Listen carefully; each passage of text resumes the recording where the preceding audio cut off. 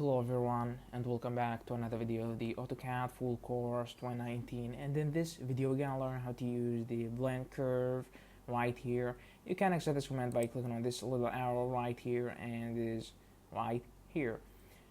Now as usual there are several ways to access this command, so by clicking on the icon of the home palette from the ribbon or just by typing it on the screen as we learned in the last videos. Now if you haven't watched my videos yet, I recommend you just to go back and watch them in a series. They are short and easy to get the idea out of them. Now the idea of the blend curves is that connecting two curves with a third curve that would be suitable with the movement. I'm gonna demonstrate